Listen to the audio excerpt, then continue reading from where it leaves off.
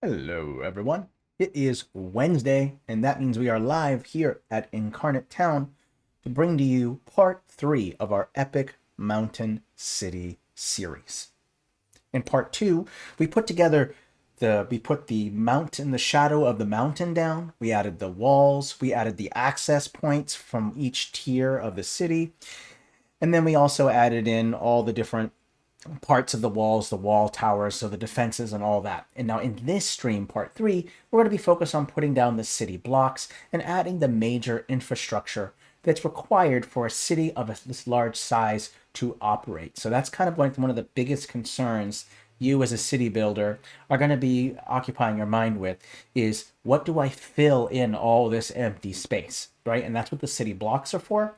And again, we're going to focus more on infrastructure in this particular stream, and if we have enough time, we'll move on to the other districts and things like that. So first, we'll go ahead and start with the most important part of infrastructure in any city, and that is availability of water and food. And we're going to start with water first. Now on this map, I do want to add in a reservoir or a mountain lake, which we'll probably put over here somewhere. This is likely where the water for the reservoir will be. Also, I want to note that if you haven't watched episode 1 and 2, you'll find that pinned in the chat. So part 1 and part 2 are there. Go check that out. Click those and watch those before we start on with that one. I also want to add in food, which will most likely be crops. Now, we do have a bit of a conundrum when putting crops near a mountainside, and that is that you're not going to get optimal lighting. So the food source here is probably going to come from if there's any food inside of the lake that's up in the mountain here, and maybe some crops at the top of the mountain where there might be some small crops that act as like a reserve food source.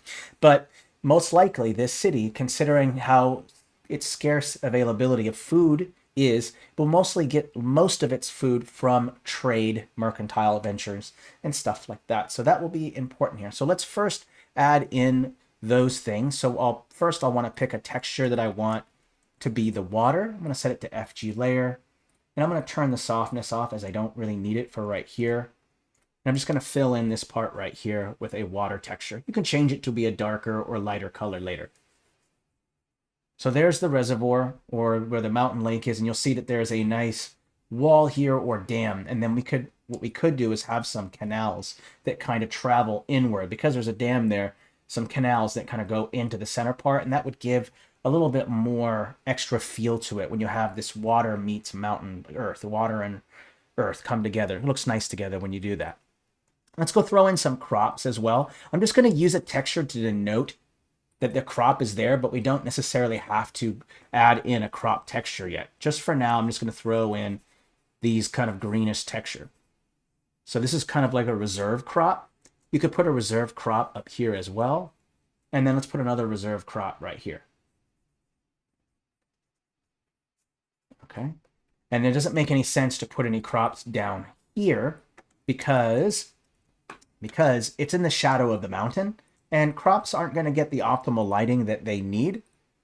So it's best to not put crops down there, put them up in higher tiers, or focus more on trade and things like that to get your food.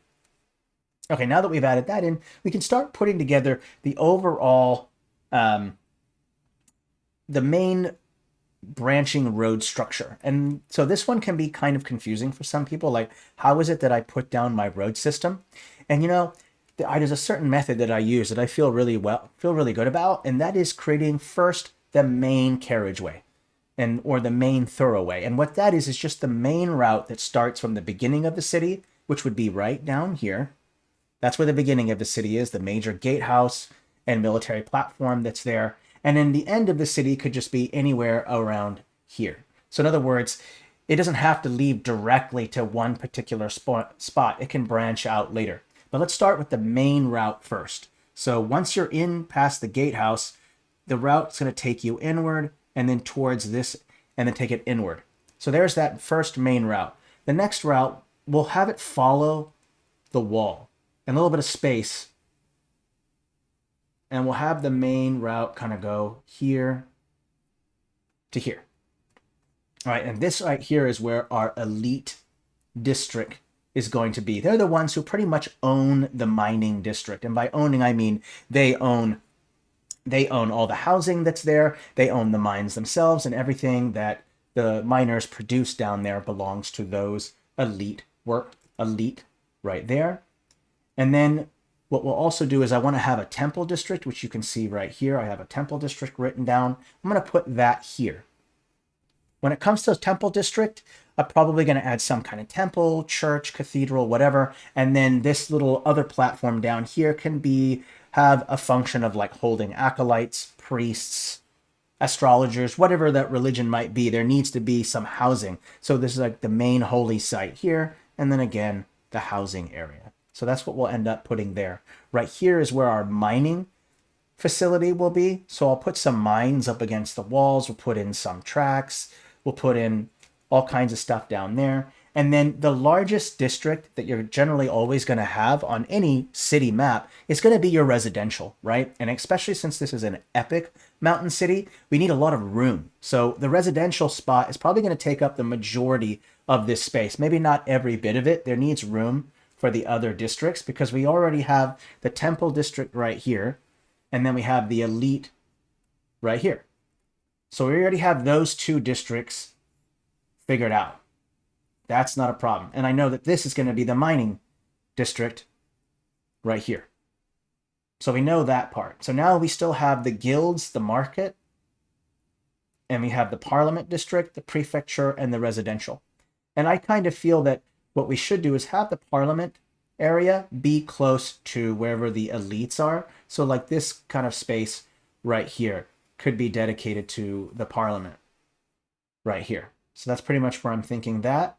And then a prefecture, which is basically like your police, they could also be attached very closely to or be close to where the parliament district is, because there's going to need to be security. There's going to be police, people to protect, and things like that. And then we're going to have a guild and market district, which I'll probably ultimately end up having be more central, like around here somewhere. Now, these lines are just to give us a brief idea.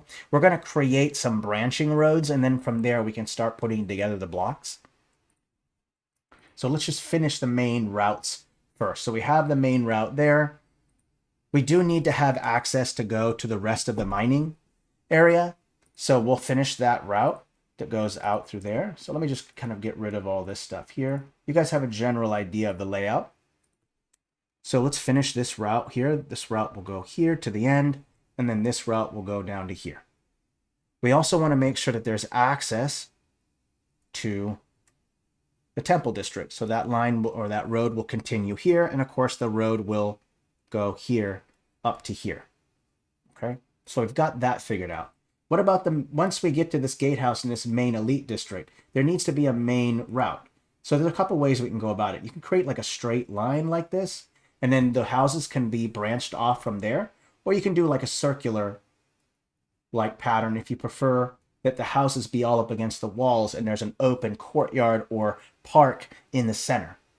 Because it's an elite district, it's going to have more special things like a little park area, a water park, whatever it might be. Adding in those little extra things helps denote that elite part of that district. So for now, we'll stick with the loop. We might end up changing it. And don't forget, we want our access that goes down to here. And then right here, we have some other district, another little road that can be right here. Okay, so that looks good. Let's continue adding a route that kind of follows around the mountain. So let's say that this route kind of traps around here, goes up to here, follows around here. We'll do the same thing here. Having access along the walls is important. You know why? Because if you're under siege, you need to have routes for troops to get to the wall to man it just in case there's an attack. So having roads all along wherever your walls are is going to be super important, because that is how you're going to mobilize troops to man and defend the wall against a siege. So always make sure that there's some kind of road along the walls, giving access to what's going to be called the wall walk, where the troops assemble and defend the walls. And then also where they can get to the towers that are along the wall so that they have a place to stage an attack with, whether it's they have some kind of scorpion or a catapult or whatever they might use on top of those towers. And we might want to even consider adding more towers a little bit later along here, so that way at least there's a way to man that part of the wall. There is wall walk, but adding some towers there would be good. Okay, so now that we've added that part, we've got in the main routes that kind of take you to where everything important is. Now we can throw in a couple auxiliary arteries. Now for me, what I don't do is I put down every single road. I only put down the main carriageway and some secondary arteries. And then what we'll do is we'll fill in the negative space. And by negative space, that means wherever there isn't a white line. So in other words, this right here is negative space. All this in here is negative space. So if you're confused when I say negative space, I mean the open space where there isn't anything. Okay? So we'll want to connect a lot of these routes, and we're going to make a couple secondary ones. And then within the secondary ones, like I said, we'll fill in all the blocks. So let's try to make some easy ones here. For instance, why is it that the person has to walk all the way over to here when we can split this road and connect it to here? There's a first step. That's kind of a good one. The next step is the same thing here. How is it that people get into the center part? So we want to maybe shoot some roads that go into the center and branch off to the other main routes. So it doesn't hurt to put one right here like this to go across. And in fact, we'll take a step back here. Where are we at for changes? We're in a 63. We're going to save real quick. If people have any questions, feel free to put those in the chat. Again, if you missed part 1 and part 2, the links are pinned in the chat. Oh, I'll go ahead and repin it. There you go. Go ahead. Go ahead and check those out if you haven't already. All right, cool. All right, we've made our save. Good. Let's take a step back, look at everything. This looks good. Okay. Now let's go ahead and add in those auxiliary roads. And the way that I go about drawing an auxiliary road is that there should be a mix between curves and straight lines. Okay, that's going to cause this contrast, right? There's a huge contrast between a straight line and a curved line. So when you're doing these secondary routes, these secondary auxiliary roads, remember to add in some straight lines and some curved lines. So now since we already know that right here is where the Parliament is going to be, then we might want to put in a road like this that kind of cuts that part off. Okay, so here's where our Parliament area is going to be. That's perfect. Next, we can create another route that goes across, maybe to over here. We'll do a straight line for now. Let's create another auxiliary one that kind of just goes in and then goes across over to here. Since this route's connected, it doesn't make it any sense to stop it and not have it go anywhere else. So connect it into this one. Now you're starting to see how it kind of works. You start connecting the existing auxiliary pieces. So we'll go ahead and put that there. I'm going to put another one here. Let's do, actually, we'll undo that. We don't need to have that there. Then let's go ahead and figure out, let's put another route right here like this. There we go. I think that looks good. Let's take a look at the routes. And now you're starting to see that the big blocks are starting to come together, right? You're starting to see that the blocks are starting to come together. Very helpful there. Let's go ahead and throw in another route that kind of leads over to here. Okay. Now, once you've created all those secondary routes, you can start filling in with some blocks or some buildings. And then from there, you'll add your little alleyways and stuff like that. You just create the main arteries first, because you start to get a little overwhelmed when you start adding all the roads and you try to fit all the little pieces inside of these tiny little negative spaces that you have with all these lines. So it makes more sense to make the main arteries first and then proceed from there. Okay, now that I have those roads down, let's start working on the districts themselves, like the buildings. And what I normally do is I start with the smaller isolated districts first, and the more obvious ones are this mining is a small space there. Let's work on that. There's a small space here to work with. Let's work on that. Same thing here, a small space. Let's add stuff there. The thing that is that when you start working on the major large space, like this big one up here, this big old space, it becomes monotonous putting all the pieces together and you get a little overwhelmed. And so what I'll do is I'll work on the small spaces first so that it looks like I'm getting a lot done and it kind of encourages me to keep going. And because these smaller isolated districts are so much more different than residential, they're a little more specialized with special buildings and architecture. I like to work on those spaces first. And then towards the end of the block building process, I'll start adding in the residential last because I guarantee you the residential is going to be the most monotonous out of all the tasks because you're just putting down so many buildings at a time. And so that can feel very overwhelming. So let's start at the bottom here. We'll work on that mining district that we mentioned here. And we've got some nice little mining pieces right here. And when we start putting this down, we have to now start factoring in our scale, by the way. And what I'll do is I'll use the already existing stamps to kind of denote scale. So these stairs right here, they need to be where two people can be abreast or side by side. Okay, so side by side. So there's about 10 feet wide. So this means that this track right here is about 5 feet, 4 feet wide or so. So I think this is about the right scale. And what I'll do is I'll just place it right up against here. And we're going to put a couple of them because this is that mining district. So we'll put a couple in here up against the walls. Let's put a couple up against here. So this is where all the mines are at. And we'll end up connecting roads or tracks that are going to connect those together.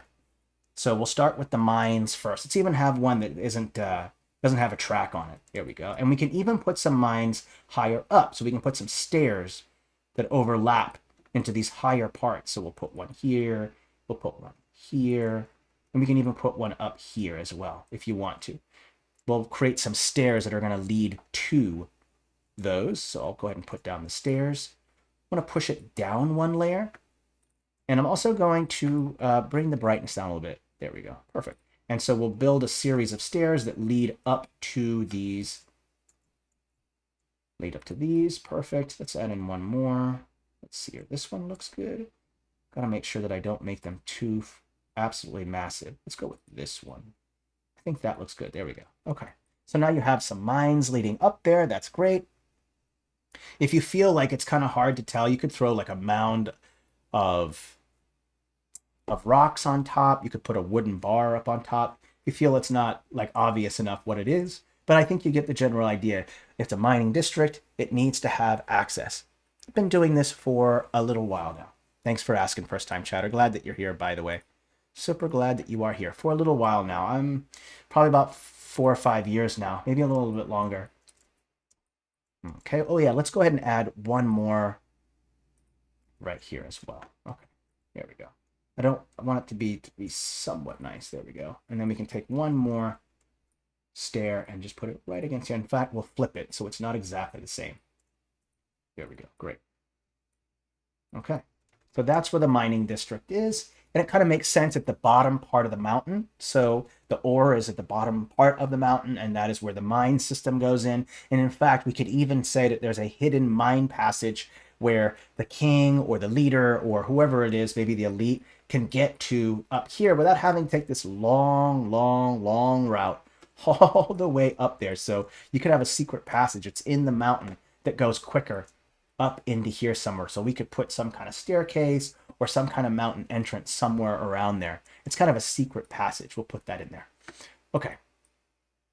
Now that that's put down, let's keep adding more things. Now, because it's a mining town, it might make more sense to give this a more of a shanty look. It doesn't necessarily have to be a slum per se, but the miners are laborers. They're considered a lower caste, shall we say.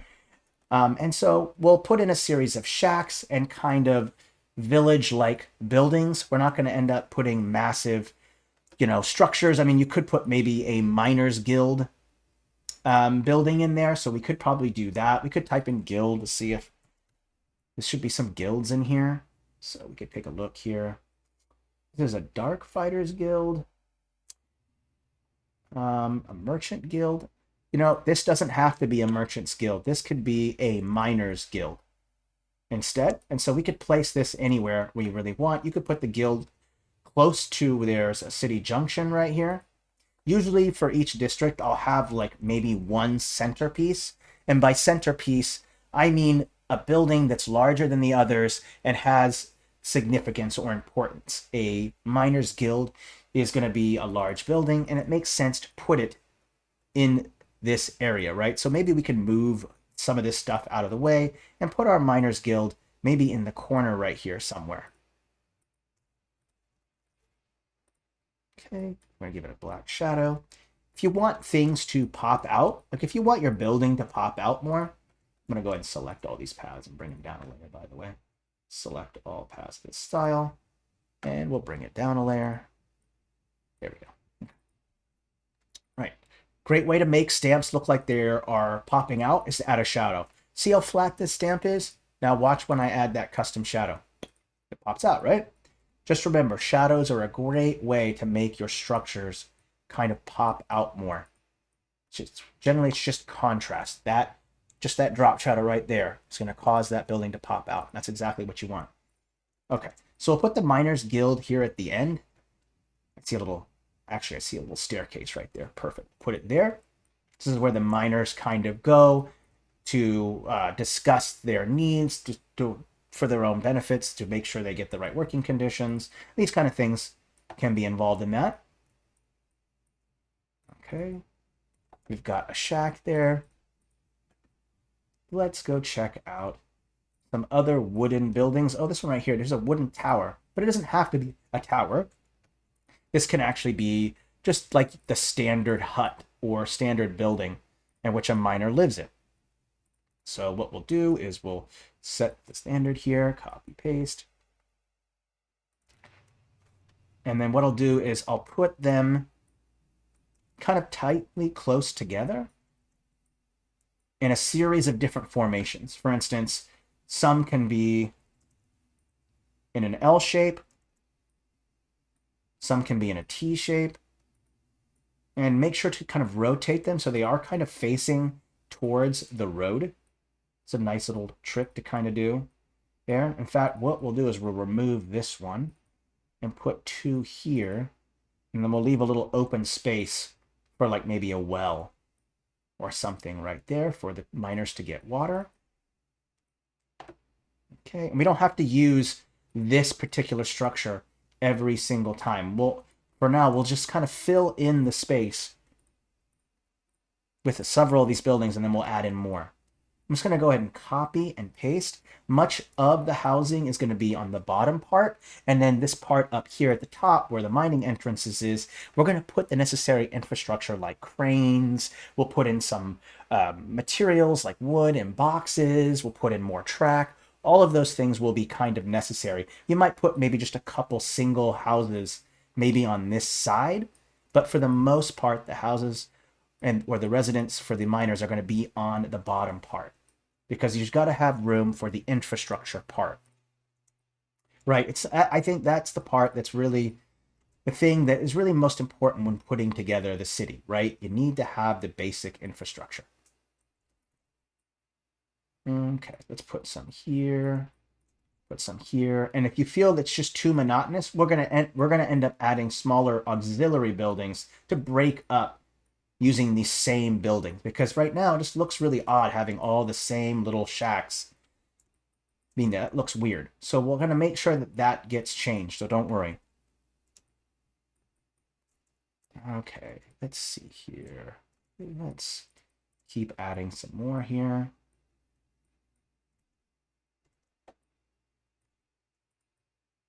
Okay.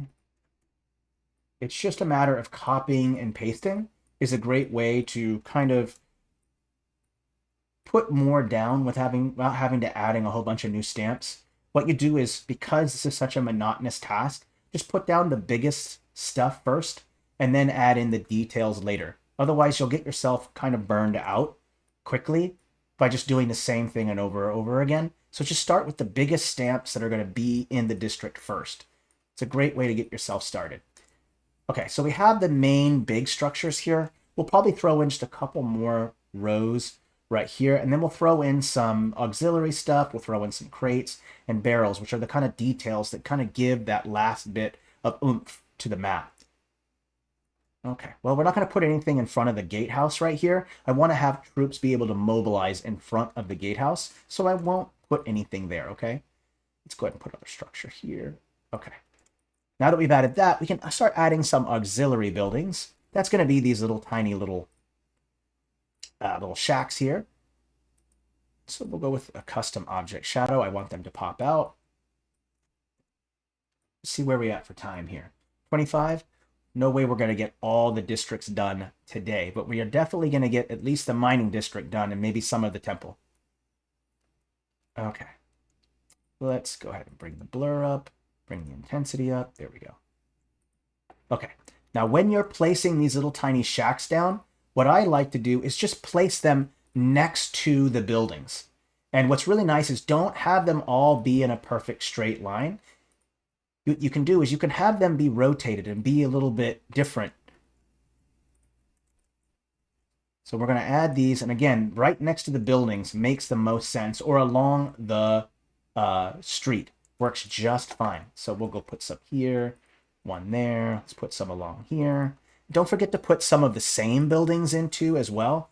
Like turn off rotate and random rotation, and don't forget to put some in like this. Put a lot of the same building in to add a little extra repetition there, but it breaks it up when you add in the last bit of details. So throw in a couple of those. Let's put in some of this square one. We already have a lot of squares, but we'll put in a couple of these.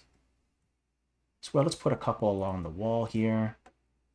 Let's put a little shack right next to here. So these little shacks right here can kind of represent maybe where the foreman or our security guard might stay in this little shack, those little shacks right there. Let's go ahead and throw in these as well. Let's put a bunch of them alongside the wall here. And let's have them to where I want to make sure that there's room to access the wall, so I don't want to cover up too much of the wall. Let's put some here.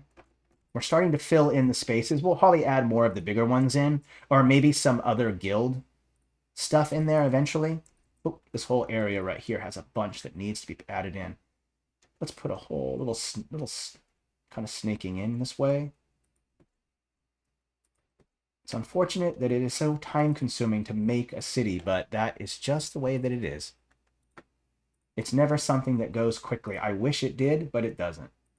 Like, there's no magic secret. Though, the method that I use by just going with, doing the outline first and then adding all this stuff really helps to make it easier. Having a method will help. If you don't use a method and you're just kind of going by the seat of your pants, it's going to take a lot longer, and then it's going to discourage you. And that happens a lot. I get discouraged with a lot of my maps very easily.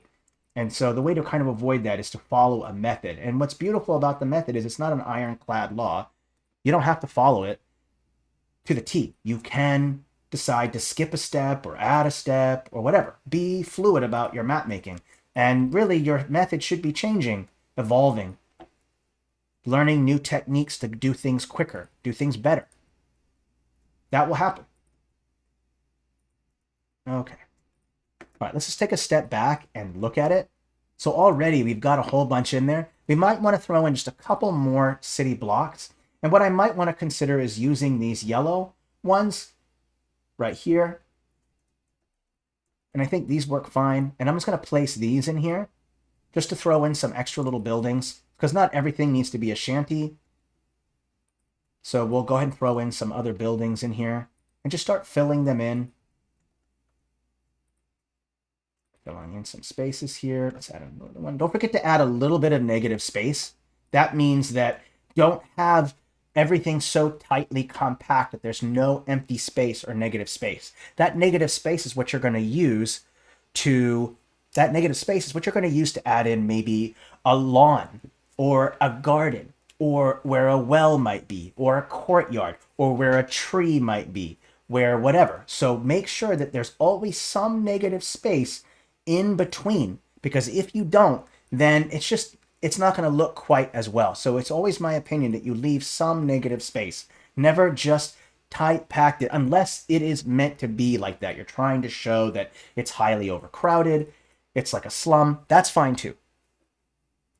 If you want to know how I made the mountains look so good, Lumi, go watch episode 1, because that's what the first episode is all about, is how we put down the mountains. And I even did a little changes to the mountains off screen. So all I did was just change the cliff type. But definitely go check out part 1 on how I made the cliffs for the mountain. Okay, let's keep adding in more of these buildings in here. Looks like I have to redo the custom shadow again. Generally, it's just a rule of thumb, but I generally recommend that you do the custom shadow before you place it down, because then you'll have to re-edit it again. So just kind of remember that, all right?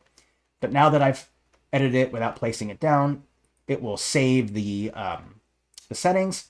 And so now I can start putting down these things. And when you're putting down these things, just follow the line, right? So see how I'm lining up the line work of the buildings, so that way there's still some negative space to walk around, but they're also lined up, giving it that city planning-like feel to it, right? If you have just a random buildings kind of like this, then it doesn't look like it's planned out, right? It just looks like I chose random rotation and then just placed multiple down. So the trick is to make sure that the buildings line up with each other, and that way it will give it a sense of construction, thought was put into the construction of the city. So just remember that, okay? All right, let's keep adding in a couple more buildings. There's a lot of negative space left, so let's just kind of keep filling it in. We're not gonna completely cover everything. So some things, there's gonna be some space. Let's go ahead and fit in a building right here.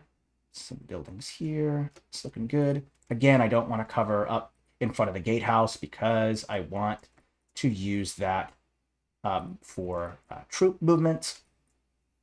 Okay, let's see here. Let's throw in, I guess, one little house right here next to the road. This can kind of represent maybe a barrack. And we'll copy and paste that, and we'll put 2 barracks. These can be like barracks right here, and I'll place them side by side like here, like this. And then we need to have some room.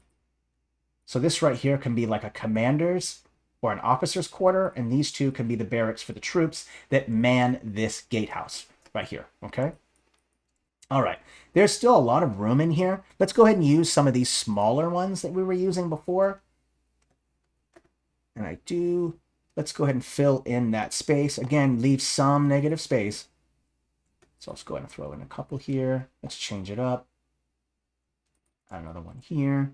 And then what you're going to end up doing, just like I mentioned earlier, is that you'll start filling in where the road is. So like I said, if I take the path here, and then you'll see that there's some negative space, and I can go in like this and just kind of create the routes that kind of lead in like this. So you're starting to see how the method works. You start creating some little tiny routes that connect into the thing. So now you're going to get the overall point of how to kind of put it together. And since there's a main route right there, it kind of makes sense to put that there. What about some routes kind of leading to here and leading to here? Or a route that kind of goes to here. So you're starting to get the idea now. Little tiny routes. What the thing is that for you to have an alleyway, you need to have buildings. You can't create the little side roads and alleyways if you don't have any buildings. So putting down the buildings first allows you to start to put down the little tiny alleyways in the negative space. That's why I said it was important to add that negative space in there so that you could build those little side routes. And so, you can put a little side route that goes to here, maybe a little route that leads to here, maybe another route that kind of leads into here. You're starting to get the general idea on how the route system begins to work. Okay? And it looks pretty decent. It doesn't look bad. Start putting these together. Let's go ahead and add in. We'll probably add more stuff, but since we're on a limited time frame, we'll go ahead and finish. I'll finish up this part of the district later. Let's save it at 267 changes. Woo, sweating there. We'll save it, and then we'll go ahead and move on to the next district because we're already 34 minutes in. I might throw in just some quick cranes and some crates real quick, because what I want to show you is the method of putting a district together. Because once you figure out how to make one district, it's actually easier to make other districts, because the more and more you make, the more and more you get the idea of putting the method down. and placing the structures and putting in the route system and the infrastructure parts. Once you start putting all that together, it'll be easier because each district has a theme. It's going to have a central building, like a guild building, a cathedral, or whatever, have that central piece, the main routes. So once you start kind of putting that together, it just gets easier.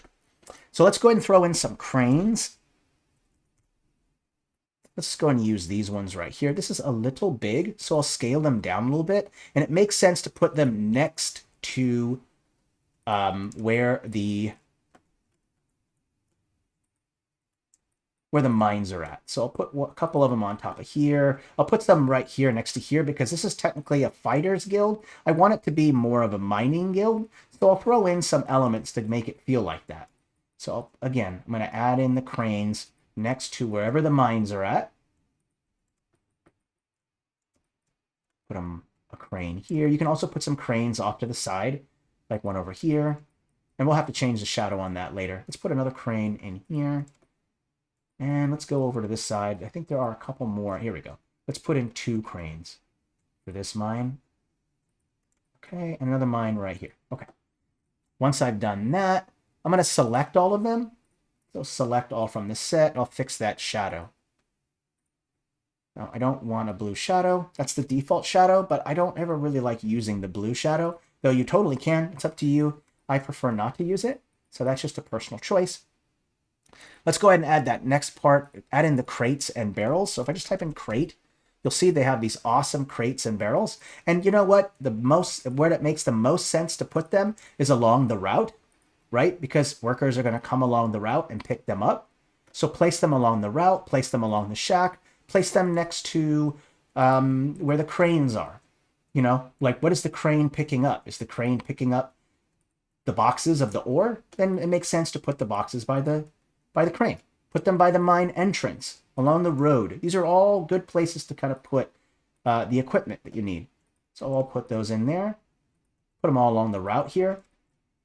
Again, and they can be random rotated, or you can just put them in an order, right? You can have all the same ones be in a perfect little order like this. You can do it that way too. But these little details really help. So start with the biggest stuff first. That's this one. The next biggest stamps, these and these. Then the little tiny shacks. And then just keep moving your way down smaller and smaller to the crane and then to the crates and barrel stuff, okay? So that's the order of operation. Start big first because larger stamps take up more room and therefore less space.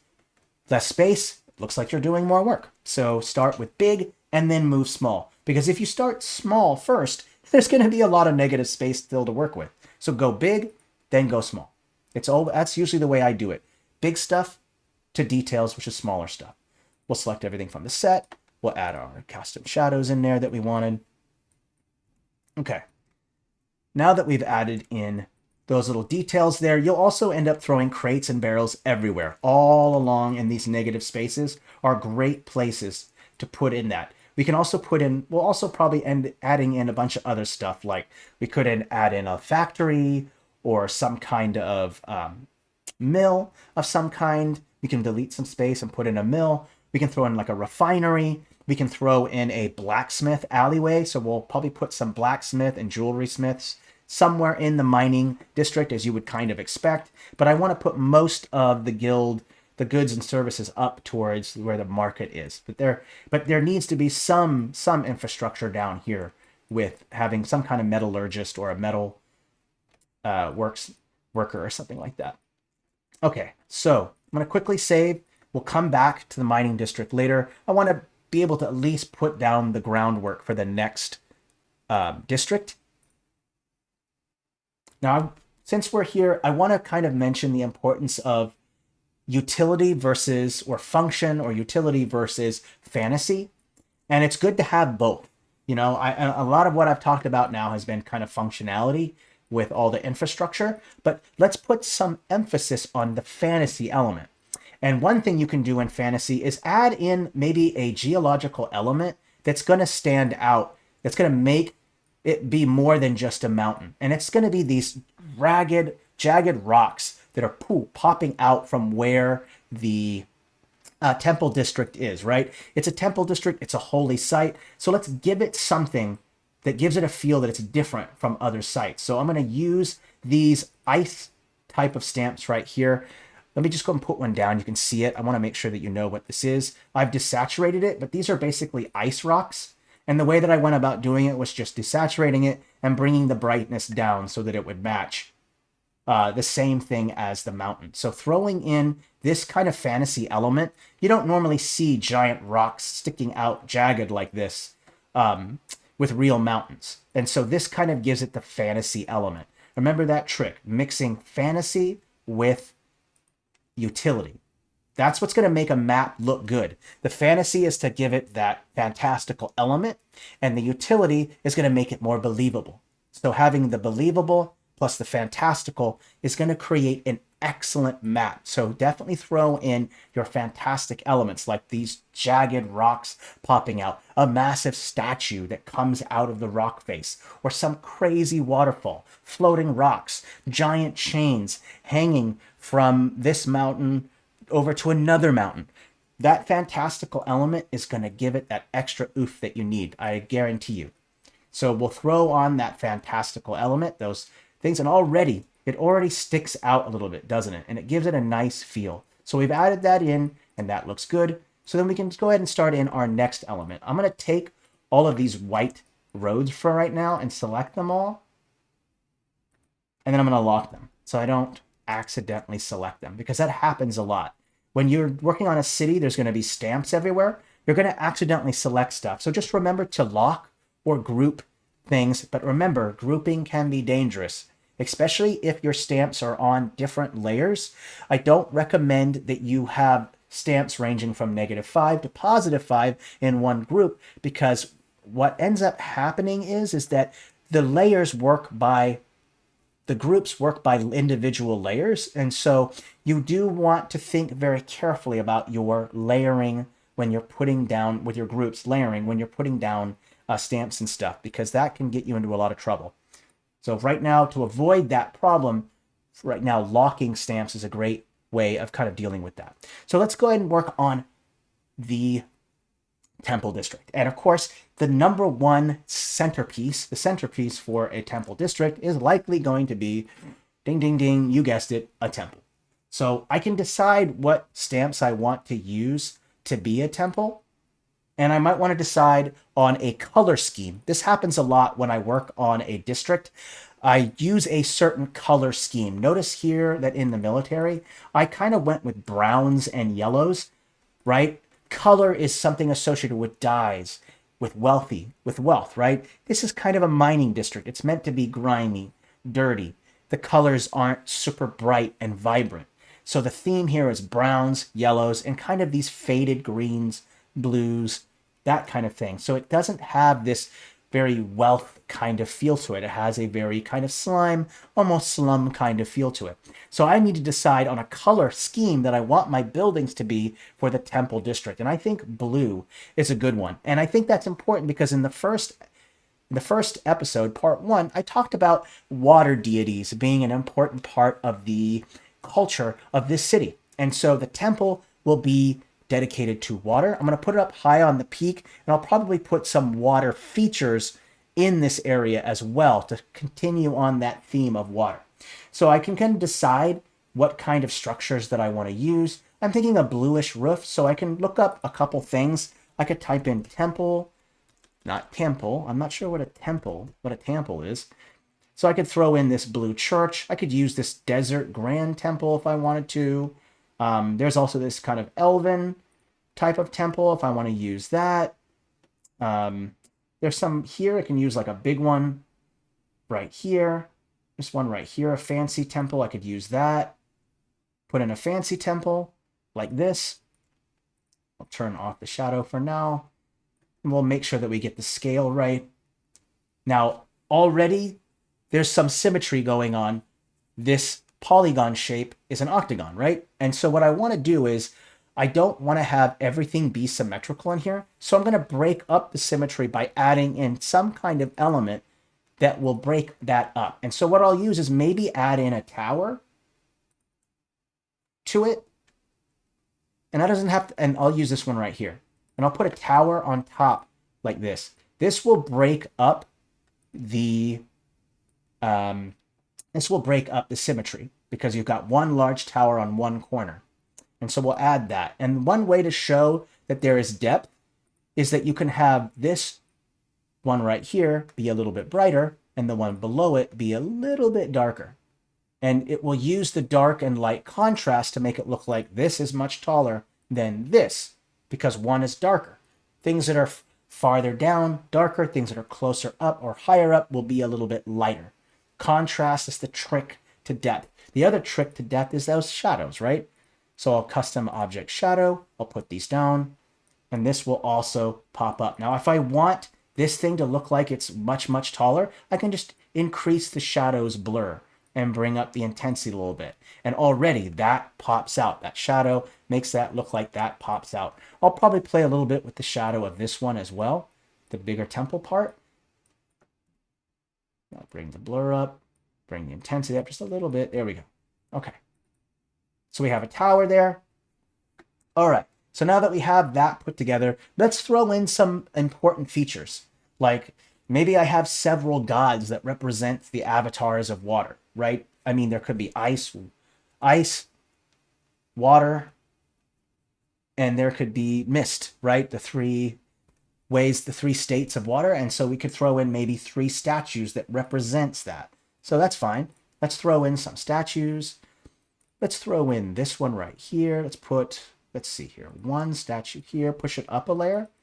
I want to make sure that that staff that they're carrying goes up. And what we could do is we could have them right here. We could put them on top, like a statue on top is not a bad idea.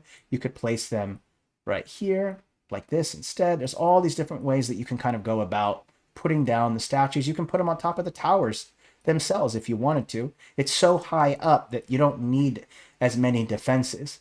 The enemy has to get through the gatehouse down here, the main thing right here, which is a death trap. Right here is a death trap for assault, for doing some kind of siege. They're going to get attacked from this upper edge right here. So this is a very well defended position. So you could very easily put the statues here. So you could do that as well. So a lot of different things that you can do. What I might want to consider doing is just taking 3 statues and just putting them side by side like this, just to kind of represent the different aspects of water. We can start there, or you can put them in the corners like this, 1 on each side like this. I mean, it's so many different ways that you can kind of go about doing it, and then putting a little path that goes around, right? So there's all these different ways that you can go about doing it. Like if I want a little path that kind of just goes like this around, then I can throw in grass. In the negative spaces, I can throw in some little tiny little ponds. Like I can put some water here, some water there. I can even have it to where the statues are in these kind of ponds sticking out of the water. So all kinds of neat little tricks that you can kind of do to make it pop out. Where are we at for time? 48. Okay. Let's go ahead and throw on some auxiliary buildings for this area. And then we'll put in some buildings inside of here as well.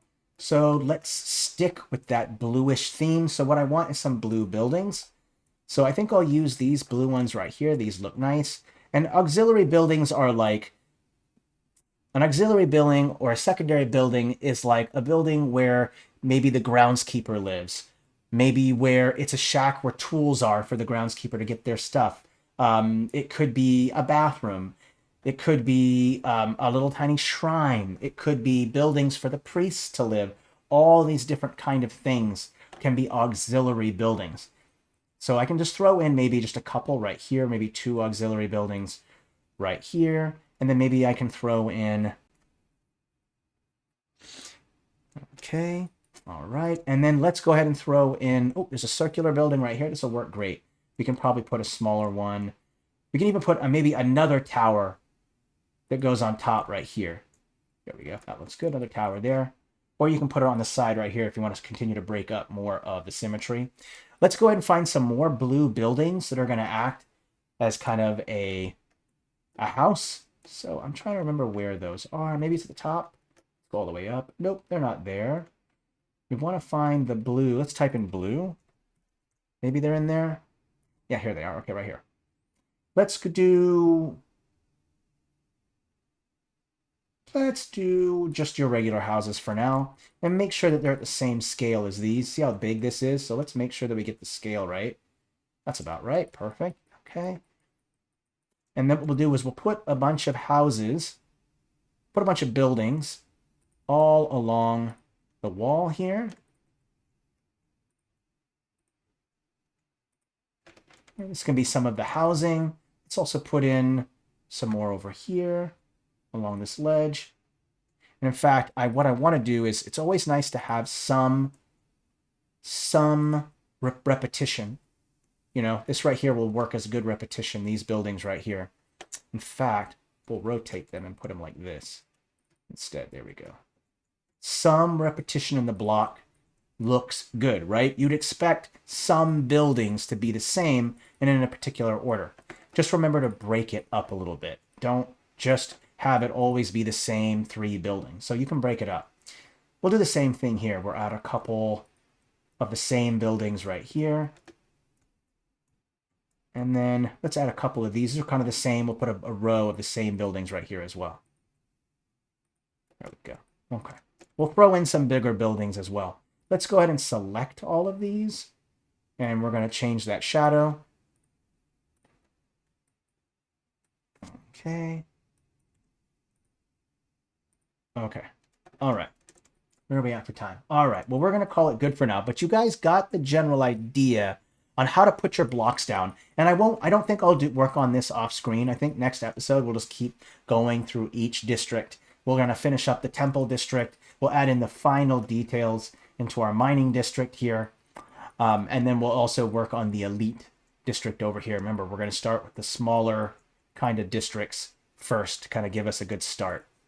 All right, so we'll go ahead and save it. All right. Hey, thank you, everyone. I kind of hope that you guys kind of got the general idea of the method and how to kind of get started and to kind of keep yourself from getting giving up, because I hear from a lot of users like, oh my gosh, the city is too much. It takes too long.